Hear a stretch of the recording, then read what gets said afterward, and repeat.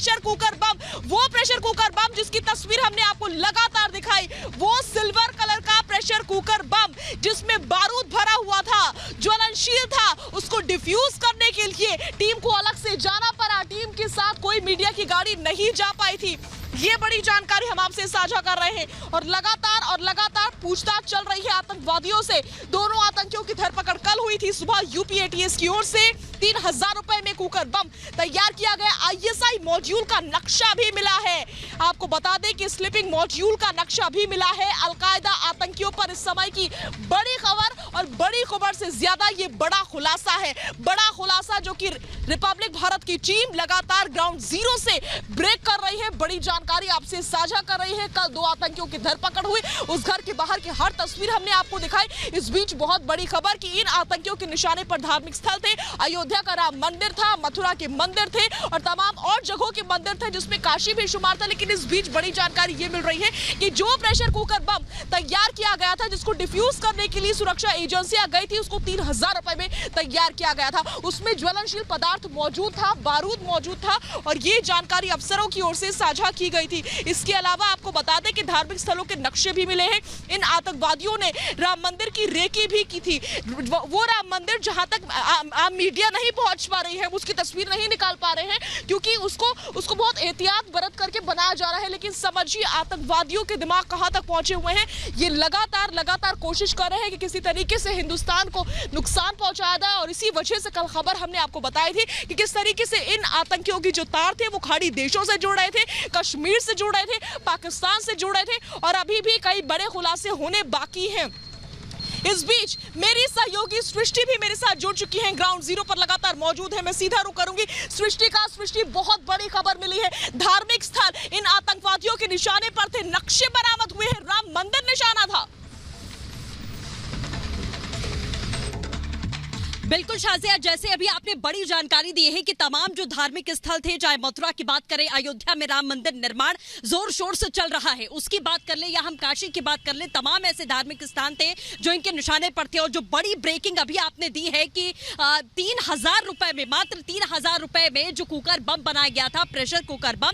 सवाल ये उठता है, कल हम जब चर्चा कर रहे थे, हमारे साथ में के सिन्हा साहब जुड़े हुए थे, उन्होंने साफ तौर पर ये बात कही थी कि ये लोग, ये जो स्लीपर सेल्स होते हैं, ये इस तरीके से ऐसे बम बनाते हैं कि ये एक मेडिकल स्टोर पर, नॉर्मल से मेडिकल स्टोर पर और किराने की दुकान पर भी ऐसा सामान मिल सकता है जिससे कि ये विस्फोटक तैयार कर सकते हैं बेहद आसानी से और बेहद ही कम लागत में, और आपको पता भी नहीं लगेगा कि आखिरकार ये तैयारी किसकी कर रहे हैं। तो ये बहुत ही घातक है क्योंकि ये हमारे बीच में है। पड़ोसी कल आपने देखा था कि कैसे सकते में थे, वो कह रहे थे कि ये तो बड़े ही सज्जन लोग थे, बड़े अच्छे लोग थे, किसी को कानो कान खबर नहीं थी कि ये प्रेशर कुकर बम बना रहे थे, वो भी इतने सस्ते दाम में। इन्होंने सोचिए किस तरीके से दिमाग लगाकर वो बम बारूद के साथ में 7 किलो बारूद जो बरामद किया गया था वो इनके घर के भीतर था। अगर ब्लास्ट होता तो आप सोचिए कि क्या कुछ हो सकता था। लेकिन एटीएस ने ये बड़ी कामयाबी जाहिर तौर पर हासिल की है कि इस तरीके से इनके नापाक जो दिमाग हैं,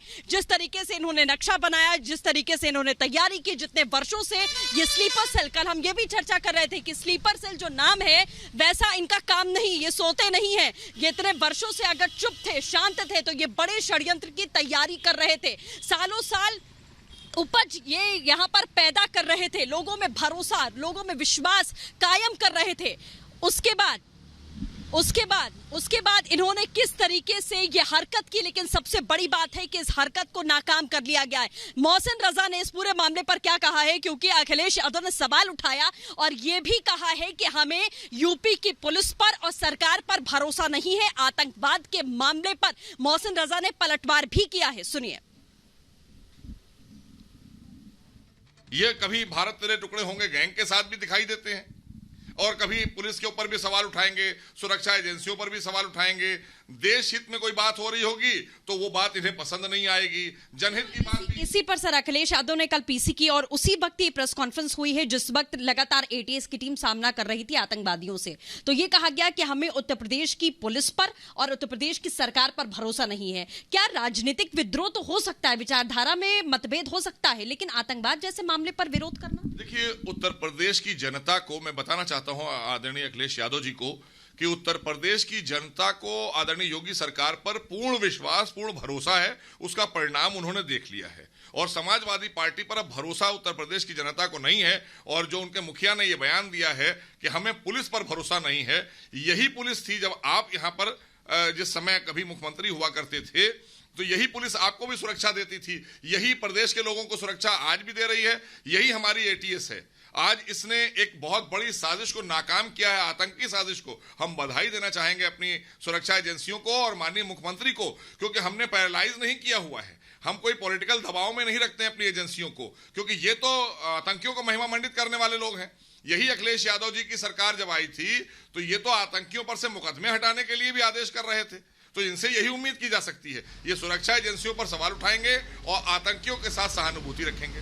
तो मोहसिन रजा को हमारे दर्शक सुन रहे थे। अखिलेश यादव पर वो निशाना साध रहे थे, लेकिन इस समय की बड़ी खबर ये मिल रही है कि कानपुर में 3 संदिग्धों से पूछताछ कर रही है एटीएस की टीम, क्योंकि ये दोनों ही आतंकी कानपुर आया जाया करते थे। इन आतंकियों ने मोबाइल फोन खरीदा था कानपुर से। लिहाजा अब कानपुर में 3 संदिग्ध लोगों से, संदिग्ध व्यक्तियों से पूछताछ की जा रही है। आपको बता दें कि उत्तर प्रदेश के पश्चिमी उत्तर प्रदेश के 10 जिलों में छापेमारी लगातार चल रही है, क्योंकि ऐसा संभव माना जा रहा है कि कहीं और से कुछ और आतंकवादियों की धरपकड़ हो सकती है, कुछ और आतंकी कनेक्शन सामने आ सकते हैं, कुछ भी हो सकता है। लिहाजा एटीएस की टीम इस समय अलर्ट मोड पे है और यही वजह है कि पश्चिमी उत्तर प्रदेश के 10 जिलों पे लगातार छापेमारी हो रही है। हम लगातार ग्राउंड जीरो से हर बड़ी अपडेट आपसे साझा कर रहे हैं। इस बीच यूपी एटीएस कानपुर में, जो कि कुछ ही दूरी पर है लखनऊ से, वहां पर 3 संदिग्धों से पूछताछ कर रही है। 3 संदिग्धों से पूछताछ हो रही है। इन आतंकवादियों से तार जुड़े हुए माने जा रहे हैं और ये आतंकवादी कानपुर लगातार आया जाया करते थे। ये बात पूछताछ में बाहर निकल कर आई है। ये बड़ी जानकारी मिली है कि इन आतंकियों ने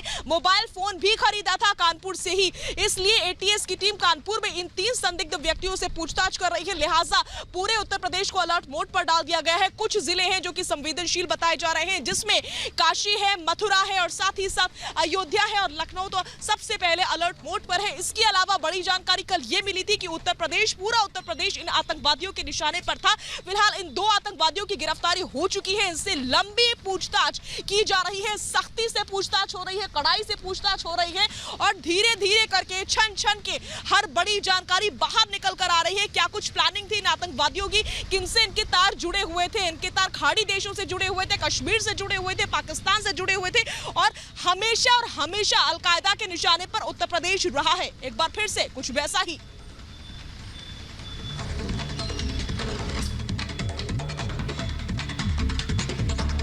बिल्कुल, तो उत्तर प्रदेश में